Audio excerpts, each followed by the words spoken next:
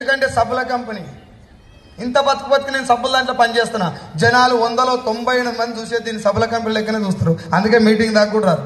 Yes sir no scene sir నన్ను join కమ్మలే, అరే ఆధార్ కార్డు జాయిన్ అంటే నేను జాయిన్ అవుతుంటే ఫ్రెండ్ కాబట్టి నాకు ఆ మాట అనలే. వాడు ఏమన్నాడంటే ఒక మీటింగ్కి రా, ఈ బిజినెస్ ఒరిజినల్ కాన్సెప్ట్ ఏందో తెలుసుకోరా, నీకు ఒకవేళ నచ్చకపోతే నేను బంద్ చేస్తా, నువ్వు కూడా మానేదు, ఒకవేళ బాగుంటే ఇద్దరం కలిసి పని చేద్దాం. ఈ మాట నాకు 4 నెలలు చెప్పిండాడు.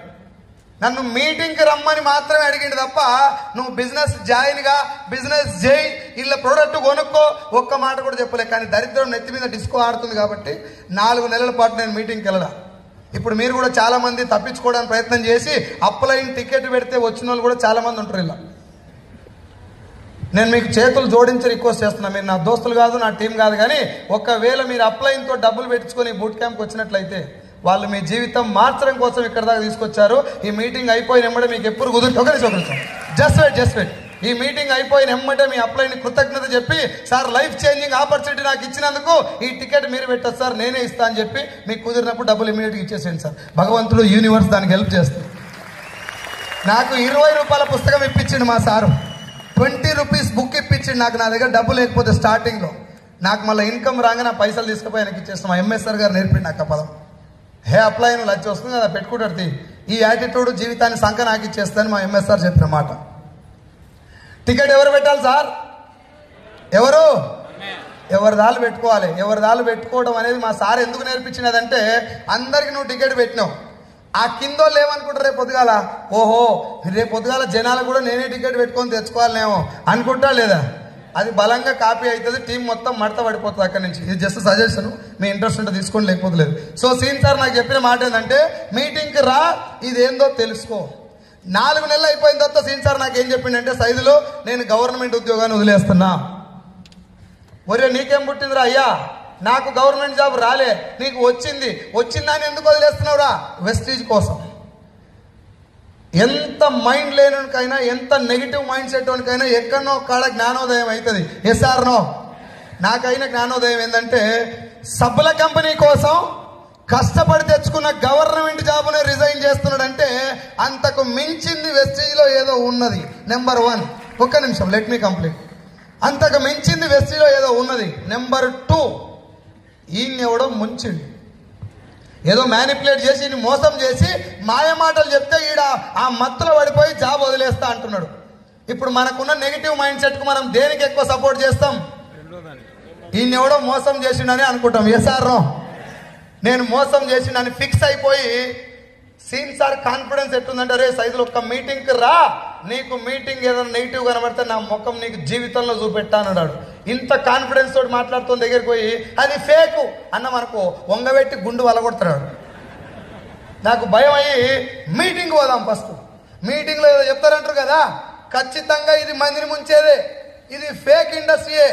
6 నెలలకు లచ్చ వస్తుంది, సంవత్సరానికి 6 వస్తుందంటే నేను చిన్నప్పటి నుంచి సబ్బు రుద్దుకున్నా, ఎవడే కానీయలే.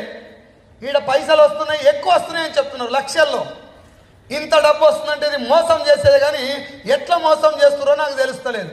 నేను మీటింగ్ పోయి మోసం ఎట్లా జరుగుతుందో తెలుసుకొని మా వాడిని బంద్ చేపియాలి, స్టాప్ చేపియాలి. నేను పోయింది వెస్టీజ్ బిజినెస్లో జాయిన్ అవుతుంది కాదు మచ్చో, మా వాడి నోట్లో మన్ను వస్తుంది.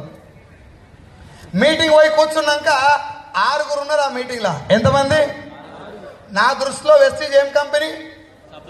మాట్లాడాలి, ఏం కంపెనీ? సబ్బుల కంపెనీ. సబ్బుల కంపెనీలో కూర్చున్నది ఎంతమంది? ఇంకా నేను ఖచ్చితంగా ఇది సబ్బుల కంపెనీ అని ఫిక్స్ అయిపోతున్నా లేదా? ఫిక్స్ అయిపోయినా ఇది సబ్బుల కంపెనీ. తెలంగాణ మేనేజర్ మీటింగ్కి వచ్చుడే ఎక్కువ, నేను రావడమే ఎక్కువ వీళ్ళకు అనుకోని ఆడ కూర్చున్నా. ఆయన మాట్లాడటం మొదలుపెట్టి ఒక 15 నిమిషాలు నాకు ఇండస్ట్రీ గురించి ఇచ్చినటువంటి క్లారిటీ నన్ను ఈరోజు మీ ముందు నిలబెట్టింది. ఇప్పుడు నా పాయింట్ ఏంటంటే, ఆ 15 నిమిషాలు మీకు అందరికీ డైరెక్ట్ సెల్లింగ్ అంటే ఏందో నిన్నటి నుంచి చాలా మంది చెప్పుంటారు, చాలా మంది మీరు అర్థం చేసుకుని ఉంటారు. నాకంటే బాగా పవర్ఫుల్గా స్పీచ్ ఇచ్చే లీడర్స్ ఈ కింద అందరూ కూర్చున్నారు. నిన్నటి నుంచి వాళ్ళందరూ మీకు చాలా బాగా చెప్పారు. కానీ నేను దీన్ని ఎట్లా చూసినా అనేది మీకు చెప్పాలనుకుంటున్నాను. ఎందుకంటే నాకు ఈ బిజినెస్ ఎట్లా అర్థమైంది అనే దాన్ని బట్టే రిజల్ట్ వస్తుంది. Yes or no? Sahoo sir ఏం చెప్పింది అనేది నాకు ఇంపార్టెంట్ కాదు, నాకేం అర్థమైంది అనేది important. Yes or no? Sir వాళ్ళు చాలా చెప్పారు కానీ నేను కొంచెం నా లాంగ్వేజ్లో అర్థం చేసుకున్నా. వాళ్ళు చెప్పిన సబ్జెక్టే కానీ నా లాంగ్వేజ్లో అర్థం చేసుకొని దాన్నే ఇంప్లిమెంట్ చేస్తూ వెళ్ళటం వల్ల నేను కొంచెం రిజల్ట్ వచ్చింది. ఆ పాయింట్ మీకు చెప్పాలనుకుంటున్నా. నేను చెప్పిందే ఫైనల్ అని చెప్తలేను. For your kind information. Are you ready?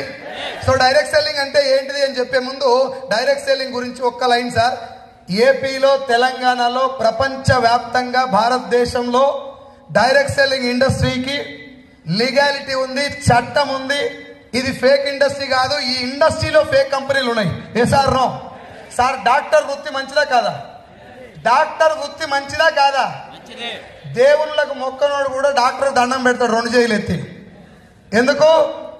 ప్రాణాలు కాపాడుతాడనా, జీతం ఎక్కువ సంపాదిస్తాడనా? పోలీసు వాళ్ళకు కూడా దండం పెడతారు, లాయర్లకు దండం పెడతారు, టీచర్లకు దండం పెడతారు. We are respecting them not for their salary. We are respecting them for their service. Yes or no? ఇక్కడ కూడా డైరెక్ట్ సెల్లింగ్ ఇండస్ట్రీని నాకు లచ్చ వచ్చింది, ఇంకొక ఆయన కార్ వచ్చింది, సాహో సార్ VMCM అయిండు, బెంచ్ కార్ కొన్నాడు, BMW కొన్నారు, వీళ్ళందరికీ లచ్చలు వస్తున్నాయి కాబట్టి ఇది గొప్పదా? No sir. నేను నెలకు ₹1 సంపాదిస్తున్నా, గ్రేటా కదా? నెలకు నా మొక్కం దానికి మ్యాచ్ కాదు కానీ జర అనురి పుస్తకన్నాను. వాళ్ళు ఏమనుకుంటారు అంటే ₹1 నీ మొక్కానికి అంటారు. ఏమంటే ఉత్తగా అన్న ₹1 సంపాదిస్తే గ్రేటా కదా? సార్ మాట్లాడే గ్రేటా కదా? నేను ఏం చేసి సంపాదించినా మీకు చెప్పలే కాబట్టి మీరు గ్రేట్ అన్నారు. పొద్దుముఖంగా హైదరాబాద్ ఔటర్ రింగ్ రోడ్ మీద బ్యాగులు మారుస్తా గంజాయి. ఇప్పుడు చెప్పురు గ్రేటా కదా? కాదు. సో నువ్వు చేసే పని సంపాదించే డబ్బు కంటే ఇంపార్టెంట్. Yes or no? నీకు నెలకు 5 లక్షలు వస్తున్నాయా? ఏం చేస్తే 5 లక్షలు వస్తున్నాయి? ఏం చేస్తే డబ్బు సంపాదిస్తున్నావు? ఒక డాక్టర్ ఆపరేషన్ చేసి ₹2 లక్షల ఫీజు తీసుకున్నాడు అంటే ఆపరేషన్ చేసిండు కాబట్టి డాక్టర్ గొప్పోడా? చనిపోయే పేషెంట్ను బతికించింది కాబట్టి గొప్పోడా? 2 లక్షలు సంపాదించింది కాబట్టి గొప్పోడా? డైరెక్ట్ సెల్లింగ్ ఇండస్ట్రీలో కూడా నాకు కారు వచ్చింది కాబట్టి వెస్టిది గొప్పది కాదు, నేను లక్షలు తీసుకున్నా కాబట్టి వెస్టిది గొప్పది కాదు. ఏం చేస్తే ఆ డబ్బు వస్తుందో ఆ చేసే పని గొప్పదని నువ్వు ఒప్పుకుంటే డెఫినెట్గా వెస్టిది గొప్పదే. Yes or no? చాలా మంది డైరెక్ట్ సెల్లింగ్ లో నాకు కారు వచ్చింది, నువ్వు కూడా రా. ఎస్, నీకు కారు వచ్చింది, నేను కూడా వస్తా. ఎక్కడి దాకా? మీటింగ్ దాకా వస్తా.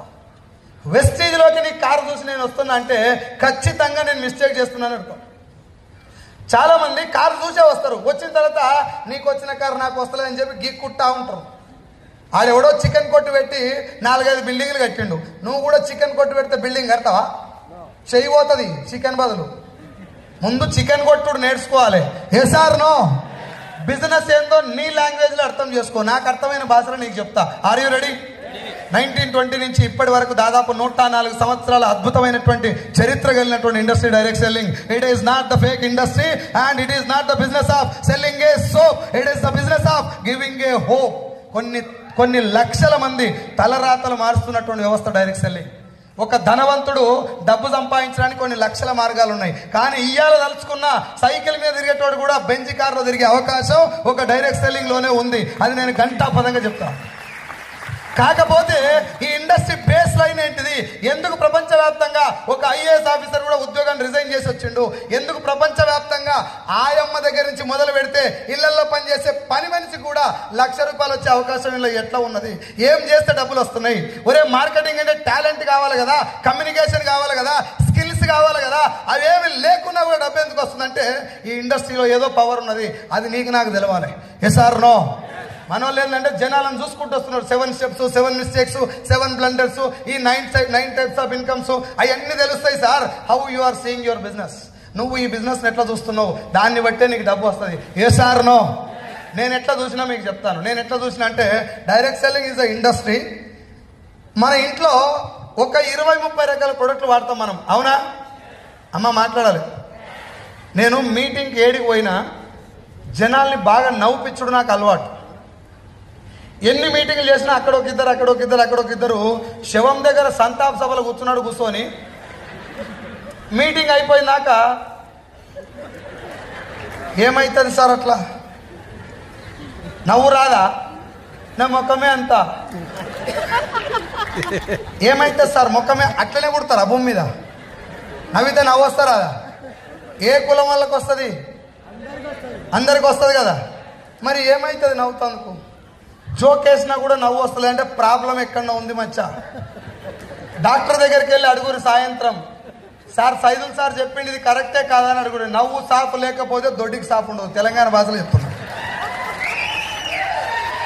జోకేస్తే నవ్వు వస్తుందంటే ఇదేం నవ్వు కాక, మొన్న తిన్న ధాన్యం ఉంటుంది, నిన్న తిన్న బాత్రూమ్ పోయి అంటే వస్తుంది అది. ఇంత మంచి ఏసీఆర్లో కూర్చొని కలర్ఫుల్ టీం మధ్యన కూర్చున్నారు, ఇంత మంచి వ్యక్తుల మధ్యన కూర్చొని లక్షల గురించి మాట్లాడుతున్నప్పుడు కూడా నీ ఫేస్ లో ముఖ కవలికలల్లా నవ్వు వస్తలేదంటే ప్రాబ్లం ఎక్కడో జాయింట్ తెగిపోయింది, జాగ్రత్త. నువ్వు వీడ మాట్లాడినావు, సార్ లచ్చా కారు అన్నావు, ఇంటికి పోయి డోర్ కొట్టగానే ఉల్లిగడ్డ తెచ్చినావా? ఏహే నేను ఇలా 2 రోజులు బూట్ క్యాంపింగ్ వచ్చిన, మంచి ఫైర్ గన్ లోడ్ అయినట్టున్నా, నేను నన్ను ఆపకంటే పిల్లగాడు దొడ్డికి పోయింది, ముందు ముడ్డి గడినాక మాట్లాడు. నీకు ఇంట్లో ఈ పీకిలాట ఎట్లా తప్పదు, గీనన్న చేసేపు నవ్వితాలుగా వాడు. ఆడోళ్ళతో గొడవ పెట్టుకుంటారా ఇంటికాడ, లొల్లి పెడుతుంది కదా, ఊక తిడుతుంది కదా, ఓ చరణత్నుడా సిగి తెలంగాణ భాషలో తిడుతుంది, లేడీస్ బాగా తిడుతుంది హస్బెండ్. నువ్వు ఎదురుగా తిడితే ఏమవుతుంది సార్, ఏమవుతుంది? ఆడోళ్ళని ఎదురుగా తిడితే గొడవ పెద్దగా అవుతుందా సర్దమనుతుందా? గొడవ దొడ్డుగా అవుతుంది, గడపరాయి నీకే దిగుతుంది అది. పోనీ ఆడామ తోటి, లేడీస్ తోటి, వైఫ్ తోటి